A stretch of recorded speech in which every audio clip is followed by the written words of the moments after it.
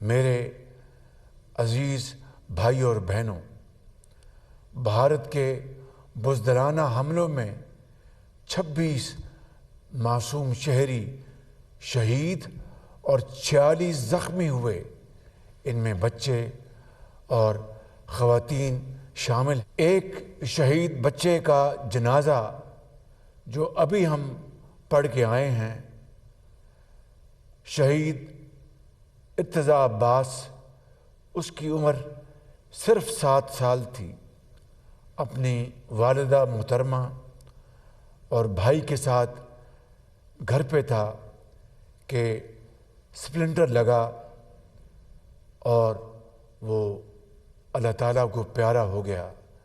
میرے بھائی اور بہنوں، آپ دل پر ہاتھ رکھ کر بتائیں کہ ایک ننھا منھا پھول جو صرف 7 برس کا تھا، کھلنے سے پہلے ہی مرجھا گیا۔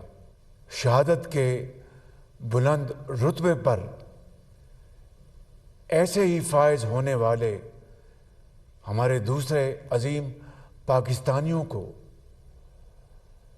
قوم خراج عقیدت پیش کرتی ہے، اور پورا پاکستان ان شہداء کے خاندانوں کے ساتھ ہے اور زخمیوں کی صحت یابی کے لیے دعا گو ہے۔ میرے بزرگوں، بھائی اور بہنوں، ہم یہ عہد کرتے ہیں کہ ان شہیدوں کے خون کے ایک ایک قطرے کا ضرور حساب لیا جائے گا انشاءاللہ۔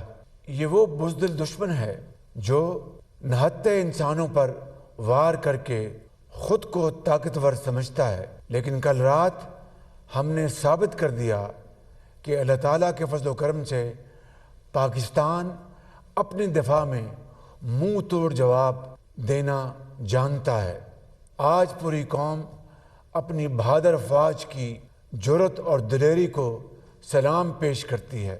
لائن آف کنٹرول پر 1 گھنٹے پر محیط جاری رہنے والی فضائی جنگ میں پاکستانی پائلٹس نے اپنی سرحدی حدود میں رہتے ہوئے اعلیٰ ترین پیشہ ورانہ مہارت، بہادری اور بے مثال شجاعت سے دشمن کے جہازوں کے پرخچے اڑا دیے۔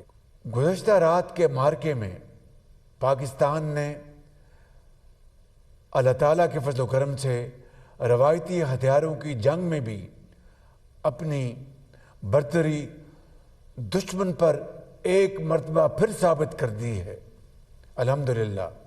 میں اس موقع پر chairman joint chief of staff committee general Sahir Shamshad Mirza, بری فوج کے سپہ سالار جنرل سید عاصم منیر، فضائیہ کے سربراہ ایئر مارشل ظہیر احمد بابر اور بحریہ کے سربراہ ایڈمرل نوید اشرف سمیت افواج پاکستان کے ہر سپاہی اور افسر کو سلام پیش کرتا ہوں، اور آپ کو یقین دلاتا ہوں کہ 24 کروڑ پاکستانیوں کو آپ پر فخر اور ناز ہے۔ میرے عزیز ہم وطنوں، پہلگام واقعے کی آڑ میں پاکستان پر بھارتی حملہ بے بنیاد اور بلا جواز ہے۔ امن پسند ملک کے طور پر پاکستان نے اس واقعے کی غیر جانبدارانہ، شفاف اور کریڈیبل تحقیقات کی پیشکش کی تھی، جس کی دنیا نے بھرپور تائید کی، لیکن بھارت نے عالمی قانون اور بین الاقوامی تقاضوں کو پامال کرتے ہوئے جارحیت کا راستہ اختیار کیا۔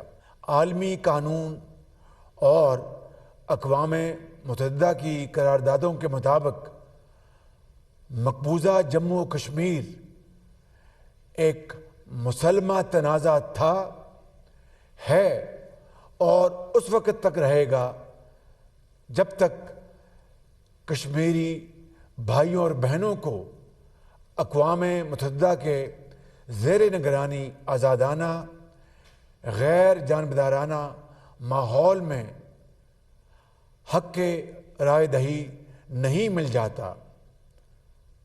بھارت بے شک 100 یک طرفہ فیصلے کر لے، مگر اس سے حقیقت کبھی نہیں بدلے گی۔ میرے بھائیوں اور بہنوں، اس خطے میں دہشت گردی سے سب سے زیادہ متاثر ہونے والا ملک پاکستان ہے۔ ہم نے دہشت گردی کے خلاف جنگ میں 90,000 قیمتی شہادتیں دیں، 152 ارب ڈالر سے زائد کے مالی نقصانات برداشت کیے۔ لہٰذا یہ بھارت کی خام خیالی ہے کہ اس کی موجودہ مہم جوئی دہشت گردی کے خاتمے کی جنگ سے ہماری توجہ ہٹا سکے گی۔ ہم انشاءاللہ اس جنگ کو منطقی انجام تک پہنچا کر دم لیں گے۔ میرے غیور پاکستانیوں، پاکستان کی عزت، سالمیت اور دفاع کے لیے فوج اور عوام یکجاں دو قالب ہیں۔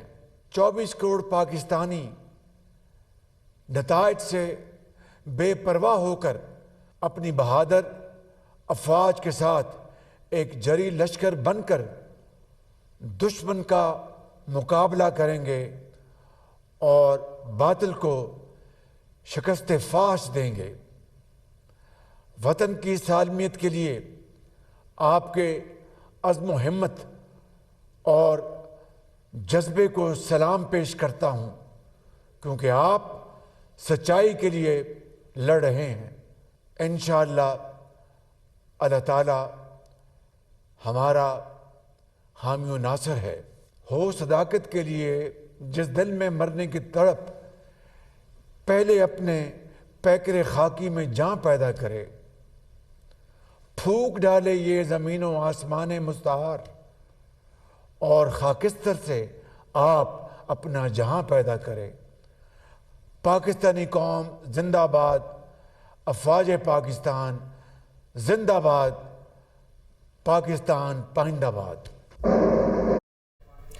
وزیراعظم شہباز شریف، جنہوں نے قوم سے خطاب کیا، فوج کی بہادری پر تمام سروسز چیفز اور تمام افسروں اور جوانوں کو سلام پیش کرتا ہوں۔ ان کی جانب سے کہا گیا، پاک فضائیہ کے شاہینوں نے فضا میں ایسا طوفان برپا کیا کہ دشمن چیخ اٹھا۔ فوج کی بہادری پر تمام سروسز چیفز کو انہوں نے خراج تحسین پیش کیا ہے، اور انہوں نے کہا کہ کئی گنا بڑے دشمن کو گھٹنے ٹیکنے میں چند گھنٹے لگے۔ قوم اپنی بہادر فوج کی جرت کو سلام پیش کرتی ہے، قوم اپنے شہداء کو خراج عقیدت پیش کرتی ہے۔ گزشتہ رات بھارت نے جارحیت کی غلطی کی، اس کا خمیازہ بھگتنا پڑا۔ کئی گنا بڑے دشمن کو گھٹنے ٹیکنے میں چند منٹ لگے۔ بھارت کے بزدلانہ حملے میں